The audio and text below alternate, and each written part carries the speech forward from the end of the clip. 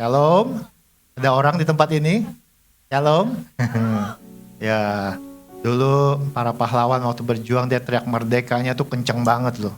Kita ngomong shalom aja kayaknya susah banget buat kenceng ya. Itu buat Tuhan ya.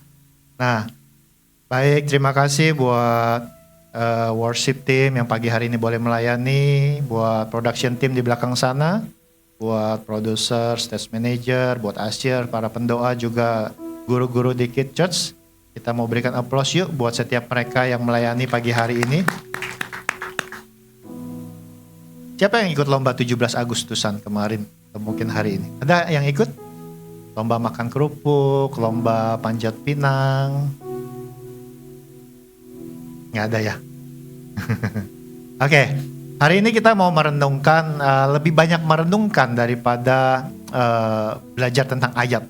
Walaupun mungkin ayatnya nanti banyak juga mungkin, tapi saya mau kita lebih banyak merenungkan bagaimana kita harus mengucap syukur kita bisa tinggal di negeri ini. Ya, semuanya baik, semuanya ada damai, semuanya ada segala sesuatu yang tidak ternilai. Di belahan bumi lain seperti yang tadi saya sampaikan, banyak orang mengalami kesusahan. Ada kelaparan, kemiskinan, perbudakan, penyiksaan, bahkan tidak ada damai sejahtera. Boro-boro ibadah seperti pagi hari ini. Kita harus bersyukur, kita masih bisa kumpul dengan keluarga, kita masih bisa mencari nafkah, kita masih bisa tamasya mungkin. Coba kalau dalam kondisi perang, suaminya harus turun ke medan perang, gak ada di keluarga, gak bisa kumpul dengan istri dan anak, ya, anak-anak juga mungkin gak bisa sekolah. Istri juga mungkin masak atau belanja seadanya dengan makanan yang seadanya. Banyak hal yang walaupun saya nggak pernah ngalami masa perang, tetapi waktu saya merenungkan dengan ya mungkin lewat film-film, lewat cerita, bagaimana kondisi perang itu nggak enak, bagaimana kondisi dijajah itu nggak enak. Waktu dia renungkan, iya ya kita harus bersyukur ya. Sekarang semuanya tersedia dalam hidup kita. Jadi anugerah kemerdekaan yang Tuhan sudah berikan kepada negara kita ya 79 tahun, kita bisa lahir, kita bisa tinggal, bahkan hidup sampai hari ini, itu semua anugerah Tuhan loh. Kita patut mengucap syukur. Ya, jadi di sini ada gambar freedom is the glory of any nation. Indonesia for Indonesian. Ya, jadi kemerdekaan itu adalah suatu anugerah. Suatu kesukacitaan, suatu yang tidak ternilai harganya, kemerdekaan. Kita pun juga sebagai seorang percaya, seorang Kristen, kita juga mengalami kemerdekaan di dalam Kristus, di mana kita ditebus dari perbudakan dosa, dari kutuk, ya, dari semua yang mengikat, membelenggu kehidupan kita, Tuhan lepaskan. Itu juga bicara kemerdekaan. Nah, hari ini sebuah kalimat yang saya dapat dari Mazmur 33 ayat 12 dikatakan, blessed is the nation whose God is the Lord. Diberkatilah bangsa yang Allahnya adalah Tuhan. Beruntung kita punya Pancasila, ketuhanan yang Maha Esa paling atas, nomor 1, Tuhan yang dijunjung tinggi. Artinya Indonesia disayang, sampai pendiri negeri ini bisa merumuskan ketuhanan yang Maha Esa itu paling nomor 1. Ya, blessed is the nation whose God is the Lord. Diberkatilah bangsa yang Allahnya adalah Tuhan. Makanya Indonesia kita melihat semakin hari semakin berkembang, semakin diberkati. Anak-anak Tuhannya juga semakin banyak. Makin yang takut Tuhan semakin banyak. Dan kita bisa melihat pasti Indonesia akan diberkati lebih lagi. Amin Bapak Ibu. Amin ya. Nah, secara etimologis, nasionalisme itu berasal dari kata nationalism atau nation dalam bahasa Inggris. Nah, dalam studi semantik kata nation itu dari bahasa Latin yakni natio, tulisan natio, yang berakar pada kata naskor, bukan nasgor ya, naskor, yang artinya saya lahir, atau dari kata natus sum yang artinya saya dilahirkan. Itu bicara nasionalisme atau nasionalisme. Nah, jadi nasionalisme adalah kesetiaan dan pengabdian seseorang terhadap negara di mana ia dilahirkan. Di sini saya percaya semua lahirnya di Indonesia ya. Oh, mungkin ada yang lahir di luar ya. Welcome home. Ya, jadi bagian besar lahir di Indonesia. Nah, karena lahir di Indonesia, kita harus mengabdi buat negara ini. Harus ada nasionalisme di dalam hidup kita, di dalam jiwa kita. Mau Bapak Ibu mengabdi buat negara? Nanti kita akan belajar banyak tentang mengabdi buat negara ya. Ada satu lagu yang saya mau kita nyanyikan sama-sama sampai kita merenung dan mengucap syukur. Ya, sebuah lagu yang kata-katanya tuh berupa nasionalisme. Kita mau berdiri bagi bangsa ini. Kita mau membawa doa-doa kita bagi bangsa ini. Dan kita percaya sesuatu yang besar pasti terjadi. Yuk kita mau angkat yuk pujian ini. Boleh dibantu musiknya?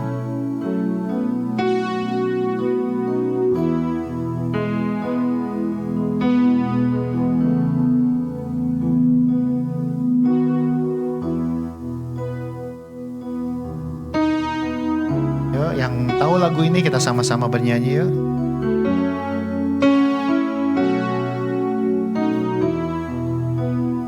Dalam satu tubuh kami bersatu,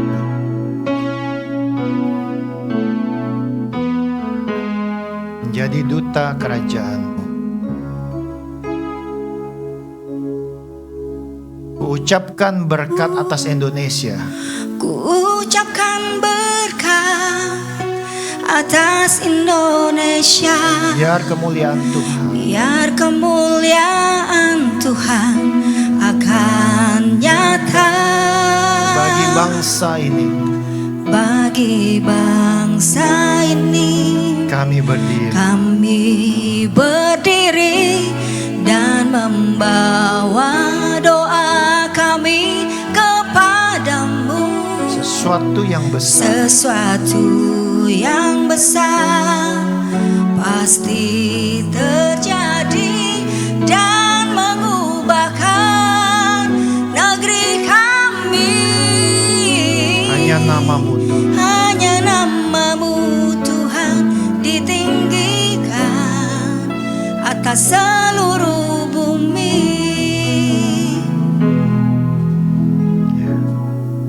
Yuk kita katakan lebih sungguh, bagi bangsa ini kami berdiri.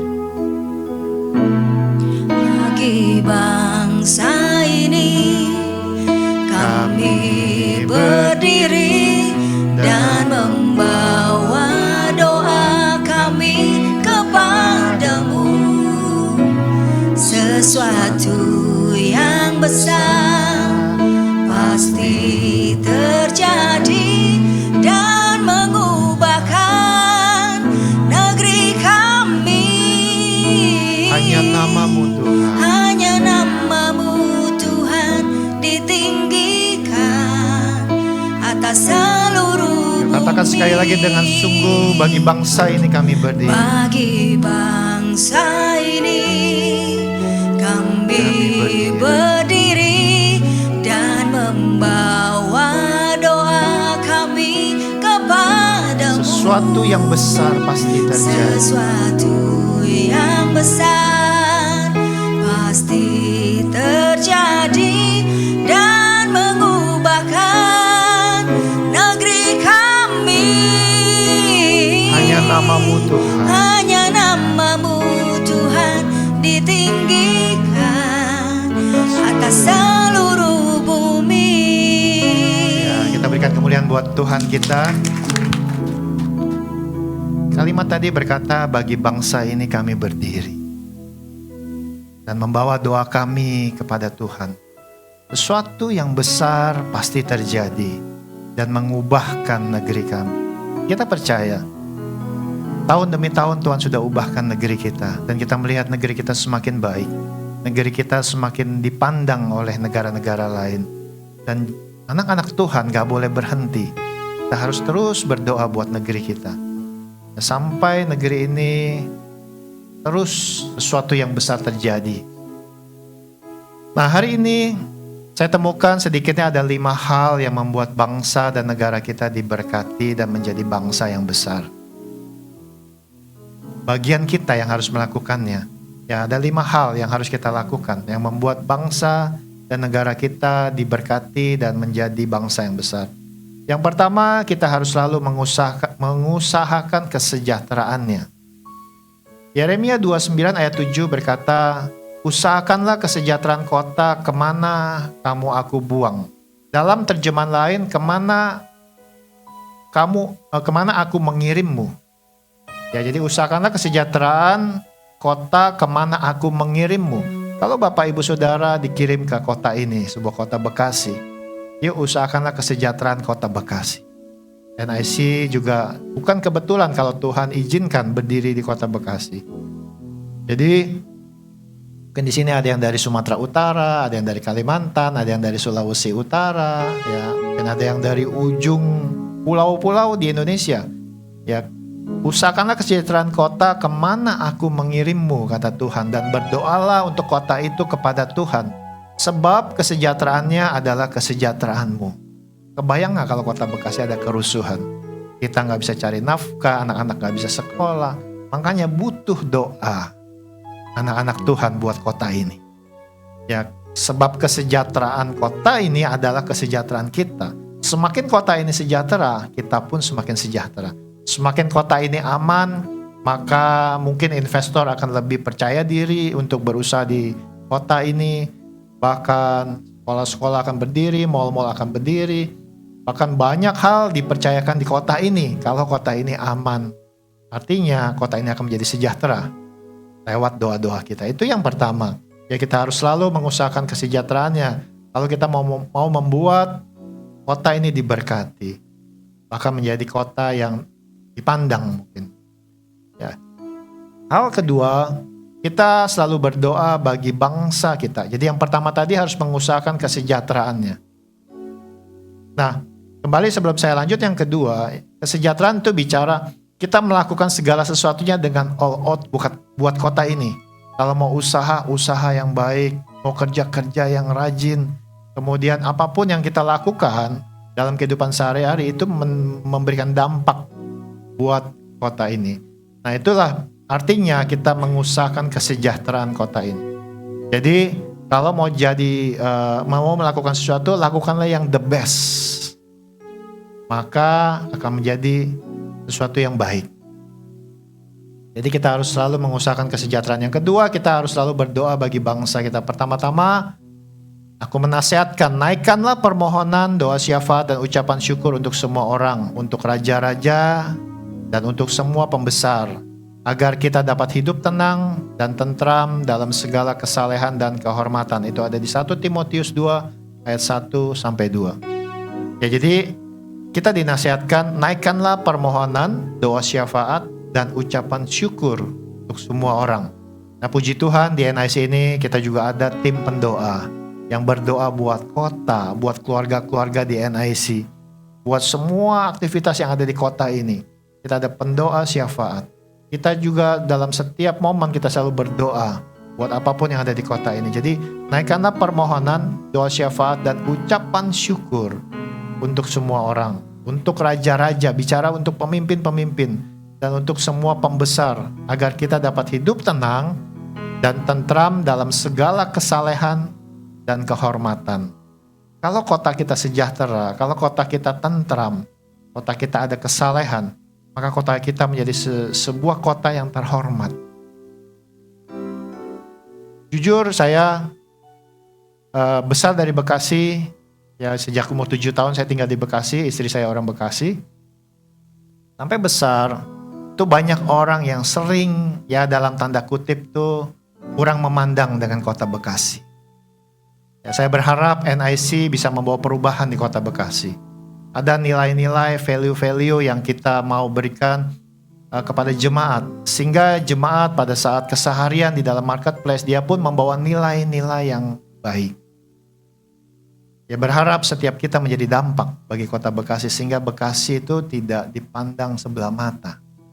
ada kemuliaan Tuhan, ada kehormatan di kota Bekasi. Nah, itu menjadi tugas gereja. Makanya gereja punya tanggung jawab untuk mengubahkan banyak orang, khususnya jemaat. Mengubahkan kota di mana Tuhan percayakan gereja itu berdiri. Jadi kita nggak boleh jadi gereja yang biasa-biasa. Kalau jadi biasa-biasa nggak ada bedanya. Saya nggak bilang bahwa gereja lain itu juga bukan gereja yang luar biasa, tetapi saya mau bilang sebagai satu tubuh Kristus, kita masing-masing punya tugas, punya tanggung jawab. Lakukanlah yang terbaik yang kita bisa lakukan. Nah, salah satunya adalah kita selalu berdoa bagi kota kita, bagi bangsa kita. Hal yang ketiga yang saya bisa pelajari adalah kita selalu taat pada aturan pemerintah yang ada. Ini juga harus keluar dari seorang anak Tuhan. Taat pada aturan pemerintah. Gak boleh istilahnya bandel, melanggar, bahkan melakukan hal-hal yang ilegal, melakukan hal-hal yang dilarang sama pemerintah. Roma 13 ayat 1 sampai 2 dikatakan, tiap-tiap orang harus takluk kepada pemerintah yang di atasnya. Sebab tidak ada pemerintah yang tidak berasal dari Allah. Catat baik, tidak ada pemerintah yang tidak berasal dari Allah. Dan pemerintah-pemerintah yang ada ditetapkan oleh Allah. Sebab itu barang siapa melawan pemerintah, ia melawan ketetapan Allah. Dan siapa yang melakukannya akan mendatangkan hukuman atas dirinya. Berapa banyak anak Tuhan yang jatuh dan berhadapan dengan kasus hukum karena melanggar. Ya makanya kita harus takluk kepada pemerintah yang ada di atas kita, karena itu adalah yang ditetapkan oleh Allah. Ya. Jadi kalau kita mau melihat bangsa dan negara kita diberkati dan menjadi bangsa yang besar, dimulailah dari kita, dari gereja. Dimulailah dari anak-anak Tuhan yang orang melihat bahwa kita orang Kristen, orang percaya, orang yang punya kasih, orang yang tertib, orang yang punya buah roh. Mulailah dari kita. Jadi hal yang ketiga adalah taat pada aturan pemerintah yang ada. Hal yang keempat yang saya bisa pelajari, kita harus juga setia sesuai aturan dengan membayar pajak untuk negara. Kok bawa-bawa pajak ya? Tapi ini memang firman Tuhan yang saya harus sampaikan. Ya kalau kita mau melihat bangsa dan negara kita ini diberkati dan menjadi bangsa yang besar, kita pun harus bayar pajak sebagai warga negara. Pajak itu Tuhan Yesus yang ngajarin langsung loh. Ya. Matius 22 ayat 17 sampai 21 berkata demikian. Katakanlah kepada kami pendapatmu, apakah diperbolehkan membayar pajak kepada kaisar atau tidak? Ayat 18. Tetapi Yesus mengetahui kejahatan hati mereka itu lalu berkata, mengapa kamu mencobai aku, hai orang-orang munafik? Ayat 19. Tunjukkanlah kepadaku mata uang untuk pajak itu. Mereka membawa suatu dinar kepadanya, maka ia berkata kepada mereka, gambar dan tulisan siapakah ini? Jawab mereka, gambar dan tulisan kaisar. Lalu Yesus berkata kepada mereka, berikanlah kepada kaisar apa yang wajib kamu berikan kepada kaisar, dan kepada Allah apa yang wajib kamu berikan kepada Allah. Jadi Tuhan Yesus yang mengajarkan. Bahkan dalam Roma 13 ayat 7 diperjelas lagi. Bayarlah pajak bayarlah kepada semua orang apa yang harus kamu bayar, pajak kepada orang yang berhak menerima pajak, cukai kepada orang yang berhak menerima cukai, rasa takut kepada orang yang berhak menerima rasa takut, dan hormat kepada orang yang berhak menerima hormat. Jadi Alkitab yang mengajarkan. Jadi kita harus membayar pajak kepada yang berhak menerima pajak, cukai kepada yang berhak menerima cukai, bahkan rasa takut kepada orang yang berhak menerima rasa takut, dan hormat kepada orang yang berhak menerima hormat. Jadi kalau kita mau membuat bangsa dan negara ini semakin diberkati dan menjadi bangsa yang besar, lakukanlah itu. Jadi yang pertama mengusahakan kesejahteraannya, yang kedua berdoa bagi bangsa kita, yang ketiga selalu taat pada aturan pemerintah yang ada, yang keempat sesuai aturan dengan membayar pajak untuk negara. Nah, hal yang kelima, kita mau terus melahirkan generasi orang benar. Mazmur 33 ayat 18 dikatakan demikian, sesungguhnya mata Tuhan tertuju kepada mereka yang takut akan Dia, kepada mereka yang berharap akan kasih setianya. Ya. Kalau kita cermati kalimatnya, sesungguhnya mata Tuhan tertuju kepada mereka yang takut akan Dia. Mata Tuhan itu tertuju kepada setiap kita yang takut sama Tuhan. Kepada mereka yang berharap akan kasih setianya. Jadi poin 1, 2, 3, 4 tadi, kalau kita lakukannya karena takut akan Dia, itu mata Tuhan tertuju kepada kita. Artinya Tuhan gak pernah meninggalkan kita, matanya tertuju kepada kita. Ya, jadi 5 hal yang kita bisa pelajari kalau kita mau membuat bangsa dan negara ini diberkati dan menjadi bangsa yang besar. Yang pertama, kita selalu mengusahakan kesejahteraannya. Yang kedua, selalu berdoa bagi bangsa kita. Yang ketiga, kita selalu taat pada aturan pemerintah yang ada. Yang keempat, kita setia sesuai aturan dengan membayar pajak kepada negara. Dan yang kelima, kita mau terus melahirkan generasi orang benar. Mulailah dari di mana kita berada, mungkin dari rumah tangga, ajarilah anak-anak kita menjadi generasi orang benar. Mungkin di tempat kita bekerja, ajarilah karyawan kita, atau mungkin bawahan kita untuk menjadi orang benar. Walaupun mungkin dia gak seiman sama kita. Ajarilah mungkin di tempat kampus, ya, tempat kita sekolah atau belajar. Ajarilah teman kita untuk menjadi orang benar. Nah, jadi disitulah kita menjadi garam dan terang, seperti firman Tuhan inginkan. Jadi kalau negara ini terus melahirkan generasi orang benar, maka negara ini akan menjadi negara yang besar. Negara ini akan menjadi negara yang diberkati Tuhan. Sesuatu yang simpel yang Tuhan ajarkan buat kita dalam keseharian. Gak ada yang sulit. Kalau saya melihat dari poin 1 sampai 5 tadi, gak ada yang sulit. Kita bisa melakukannya. Ya, jadi kalau kita melihat bagaimana para pejuang waktu dia merebut negara ini dari penjajah. Dalam perjuangan mereka, banyak kesulitan yang mereka harus hadapi. Bahkan taruhannya adalah nyawa. Merebut itu cukup sulit. Dan sekarang kita yang mempertahankan juga gak boleh terlena. Walaupun kita melihat ada sepertinya sulit untuk kita lakukan, tetapi sebenarnya itu gak sulit. Kita bisa melakukannya. Karena kita melakukannya berdasarkan firman Tuhan. Ya, jadi percaya bahwa kalau kita melakukan sedikitnya 5 hal ini, dari seberapapun adanya kita di NIC ini aja sudah bawa dampak buat kota kita. Kalau semakin banyak orang kita edukasi seperti ini, saya yakin kota Bekasi semakin hari semakin baik.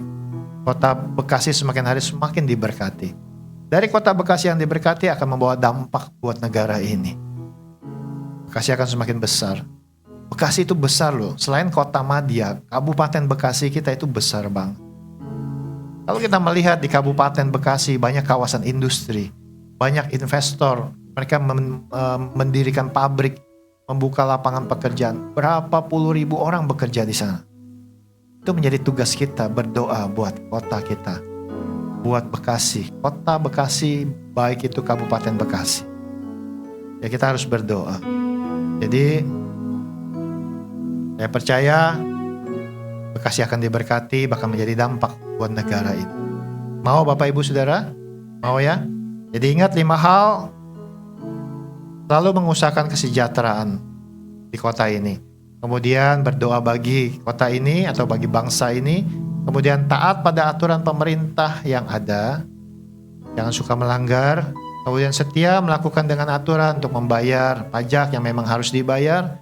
Kemudian kita juga mau terus melahirkan generasi orang benar. Ada satu lagu yang juga kita mau nyanyikan. Karena kita ini anak-anak Tuhan. Bicara bangsa, bicara banyak orang, bicara banyak tuayan.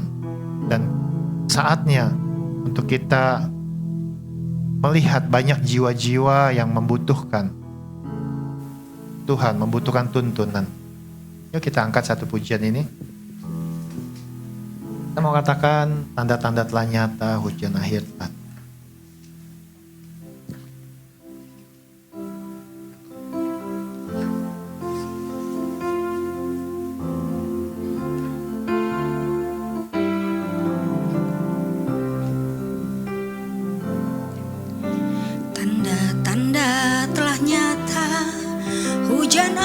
akhir telah tiba. Allah sedang melawat umat. Allah sedang melawat umatnya. Ladang telah menguning, Ladang telah menguning, siap untuk siap dituai. untuk dituai. Banyak jiwa Banyak jiwa menanti uluran tangan kita. Tuailah, tuailah sekarang. nyatakan kemuliaannya. Nyatakan kemuliaannya pada segala bangsa. Biar kuasanya dinyatakan berlimpah. Bangkitlah gereja Tuhan, pandang sekelilingmu. Generasi ini selamatkan ya Tuhan. Ini doaku. Nyatakan kemuliaannya pada segala bangsa. Nyatakan kemuliaannya pada segala bangsa. Biar kuasanya dinyatakan berlimpah. Bangkitlah gereja Tuhan, pandang sekelilingmu. Generasi ini selamatkan ya Tuhan. Ini doaku. Ya, biarlah musik mengalun dengan lembut. 2 Tawarik 7 ayat 14 berkata, dan umatku yang atasnya namaku disebut merendahkan diri, berdoa dan mencari wajahku, lalu berbalik dari jalan-jalannya yang jahat, maka aku akan mendengar dari sorga dan mengampuni dosa mereka serta memulihkan negeri mereka. Jadi pada saat kita merendahkan diri, berdoa dan mencari wajah Tuhan, dan apabila kita melakukan jalan-jalan yang salah dan kita berbalik dari jalan yang salah tersebut, Tuhan mendengar dari sorga dan mengampuni segala kesalahan serta memulihkan negeri kita. Kisah Rasul 10 ayat 34-35, lalu mulailah Petrus berbicara kepadanya, sesungguhnya aku telah mengerti bahwa Allah tidak membedakan orang. Setiap orang dari bangsa manapun yang takut akan Dia dan yang mengamalkan kebenaran berkenan kepadanya. Itulah firman yang Ia suruh sampaikan kepada orang-orang Israel, yaitu firman yang memberitakan damai sejahtera oleh Yesus Kristus yang adalah Tuhan dari semua orang. Jadi dikatakan yang mengamalkan kebenaran itu berkenan kepadanya. Filipi 2 ayat 9 ayat 10 dikatakan, itulah sebabnya Allah sangat meninggikan Dia dan mengaruniakan kepadanya nama di atas segala nama, supaya dalam nama Yesus bertekuk lutut segala yang ada di langit dan yang ada di atas bumi dan yang ada di bawah bumi, dan segala lidah mengaku Yesus Kristus adalah Tuhan bagi kemuliaan Allah Bapa. Dan satu ayat yang Tuhan berikan kepada kita yang menjadi amanat agung, karena itu pergilah, jadikanlah semua bangsa muridku dan baptislah mereka dalam nama Bapa dan Anak dan Roh Kudus, dan ajarlah mereka melakukan segala sesuatu yang telah kuperintahkan kepadamu, dan ketahuilah aku menyertai kamu senantiasa sampai kepada akhir zaman. Bagian kita orang percaya sebagai anak-anak Tuhan, kita harus keluar membawa dampak. Jangan hanya diam. Karena dari situlah kita mengubah bangsa ini. Membuat orang yang tidak punya Tuhan menjadi punya Tuhan. Orang yang tidak kenal Tuhan menjadi kenal Tuhan. Orang yang tidak benar menjadi orang benar. Orang yang tidak tahu aturan menjadi orang yang tahu aturan. Mulailah dari kita. Dari keluarga kita, dari tempat kerja kita, dari tempat studi kita, dari tempat dimanapun Tuhan izinkan kita melangkah. Ubahkan banyak orang. Jangan hidup egois hanya untuk diri kita. Jadikan bangsa ini besar. Jadikan bangsa ini punya martabat. Dan kekristenan itu adalah martabat yang menurut saya martabat tertinggi yang Tuhan kasih, yang Tuhan ajarkan buat setiap kita. Mulailah dari hidup kita. Pancarkan kasih, pancarkan perubahan. Saya undang worship leader, singer dan pemain musik untuk maju ke atas mimbar.